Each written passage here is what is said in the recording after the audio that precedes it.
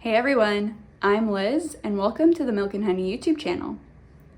In today's video, I'll be walking you through how to sew the Danielle book sleeve. This is a very quick beginner-friendly project and there are no zippers, which is a plus. This pattern comes in 3 sizes, the small, which we'll be making today, and it fits most pocket-sized books. This one here is the medium and it fits most standard books.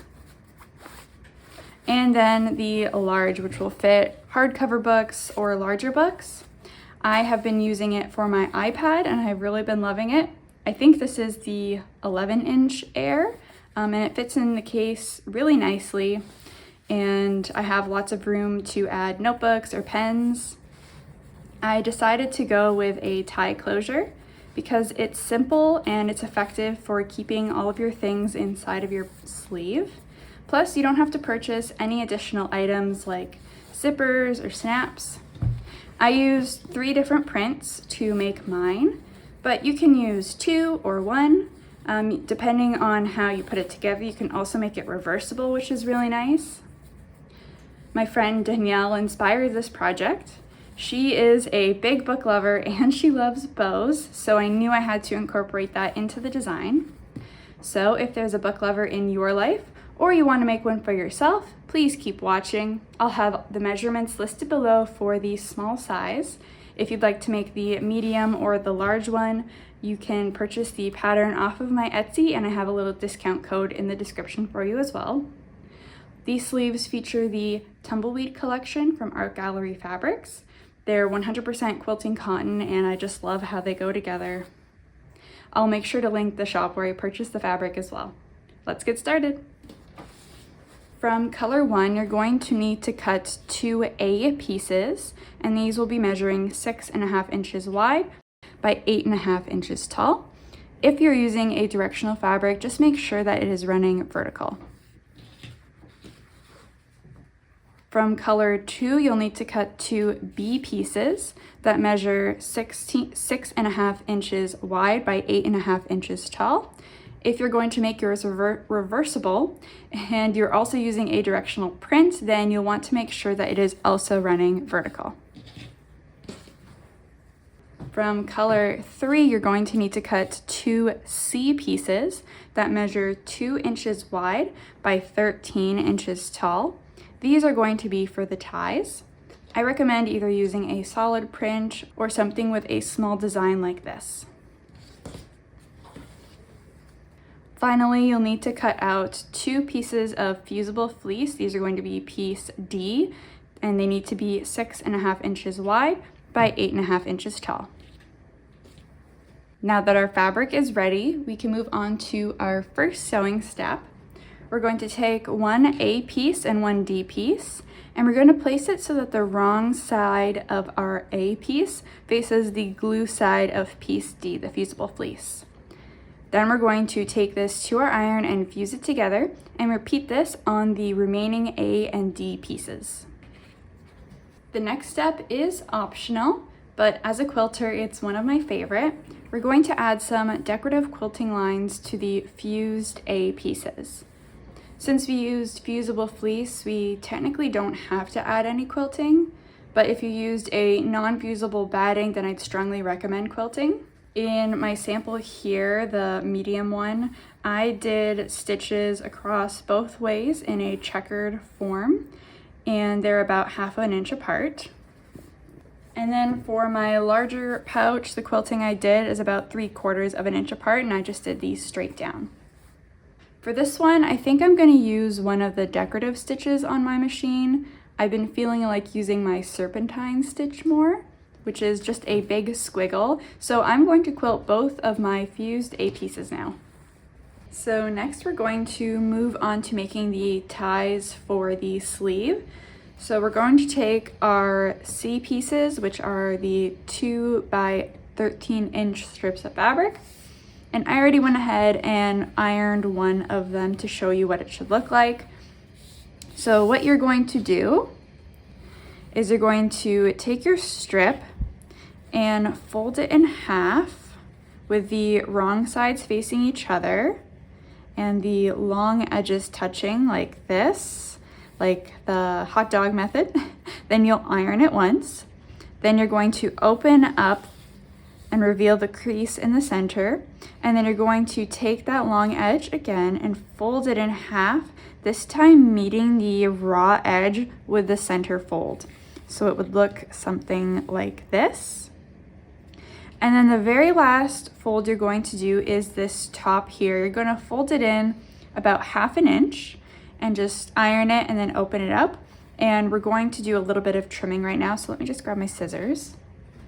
So just to reduce a bit of bulk when we sew this together, what I like to do is cut the corners off of both edges. So we're going to line up our scissors with the line that we made here, and we're going to cut from this corner to that corner. Just like that. And we're going to do the same thing on the other side. So it should look something like this.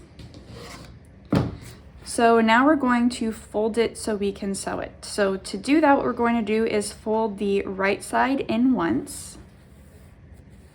Then we're going to fold the top down like this.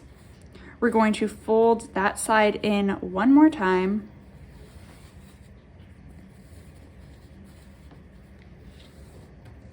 And then this might be the tricky part for some of you. We're going to fold and tuck this side underneath the side we just folded. So I'm just gonna rotate this so you can see. I just like to kind of open it up a little bit here. And you just fold and tuck underneath that last fold that we just made. And then I just like to run my hand down the rest of the strap and get those raw edges inside. And you can pin or clip this into place. And we're going to sew a top stitch around the perimeter just to keep the fabric in place. I like to start at the raw edge here and sew this side down first, just so nothing shifts around. And we're going to repeat this on the other seat piece to create 2 straps. So now that our straps or our ties are made, we can move on to attaching them to our exterior. So we have our 2 exterior panels here. And we'll want to lay them out so that the top of the fabric is on the top edge here. And we're going to take our strap and we're going to locate the finished edge. We want the other side, which is the not finished edge. And we want to place it in the center top of our sleeve. So I just like to mark that with my finger. Usually I'll do my first stitch down the center so it's easier to find. So we have one there and there. So we'll take this to the machine and we're going to sew a couple stitches very close to the edge. We're going to be sewing a 1/4 inch seam allowance later on, so we want to make sure that our stitches are a scant 1/4 inch or even 1/8 of an inch away from the edge so we don't see it later. And you'll want to go back and forth a couple times just to secure it so it doesn't rip out. So next we are going to attach our exterior pieces together. So we're going to just want to take our ties and lift them up so they're out of the way. And we're going to place our exterior pieces right sides together. And we're going to line up all the raw edges. And if you have quilting clips or pins, you can use that to keep everything in place. I'll just put a couple in here on each side. And you're going to sew a 1/4 inch away from the edge on 3 of the sides, leaving this top edge where the ties are open. So the last step in preparing the exterior is just going to be clipping the corners on the 2 bottom edges and ironing these seams open. How I like to do it is I lay my piece down flat on my ironing board and I just lift half of the seam open and then I'll iron it. And then I'll flip it to the other side and then push this side over and open it. And this is going to help us in a later step. So much like attaching the other pieces, attaching the lining is quite similar. So we're going to want to place them so the right sides are facing together and all the raw edges are lined up. This one is going to be a little different because we need to leave a hole to turn the sleeve inside out. So what I like to do is I start in the top corner, I sew down all the way, I pivot, and I sew about a quarter of the way on the bottom. I do a couple back stitches, and then I jump to here, do a couple back stitches, and go around here, leaving this top open completely and leaving a hole in the bottom here. So much like the other side, I just clipped the corners at the bottom of the pouch of the sleeve, and then I also ironed the seams open. So now we're going to take the exterior piece and we're going to flip it right side out. And we're going to poke the corners out and being very careful. We don't want to go through the fabric, but we do want it to be nice and sharp. You can use your finger or a point turning tool. So it should look something like this. And we're going to take the exterior and put it inside the lining like this. So the raw edges of the lining should be on the outside. So we'll pull it through. And for the ties, we just want to make sure that they are also inside the lining. Just like this. I'm just going to bring my quilting clips back out. And we'll want to line up our side seams. I usually start by doing my side seams first on both sides, just like this. And then I'll do my middle. So I'll lay my fabric out nice and flat, and then I'll put one in the middle.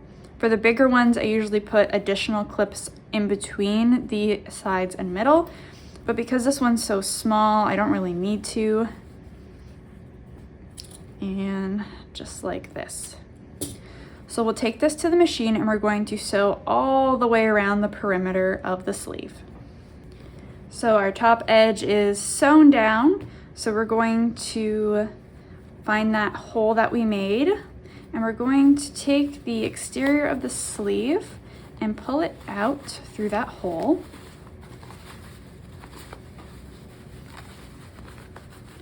Just like this. And we're going to poke out the corners of our lining. Now our final steps are going to be sewing this hole closed. If you want your sleeve to be reversible, I suggest sewing this closed with a ladder stitch, which is a hand stitch that's invisible, but I am not making mine reversible, so I'm just going to take mine through my machine and just do a couple stitches here, and then I'll show you how to do your stitches around the top. So the hole is sewn shut, so we're going to take the lining and push it inside of the sleeve. We're going to poke all the corners out, and we're going to do a top stitch just to keep the lining in place. So what I like to do is just roll the fabric between my fingers until the seam is nice and even. And then I take this to the iron, give it a good press so the fabric stays in place. And then I sew a top stitch around the edge. I like to keep it about 1/4 of an inch away from the edge and use a 2.5 stitch length. So after your top stitch is sewn, you are all done. You can start using this to keep your books nice and safe. And it's got this cute little bow tie to keep everything together. I don't have any pocketbooks right now to show you, but it does fit the pocket size book. And with the other sizes here for comparison. I love to make sewing content, so if you want to see more, subscribe to my channel and make sure to like this video. If there's a project you'd like to learn, or if you have any questions on today's project, please let me know in the comments. Happy sewing, everybody!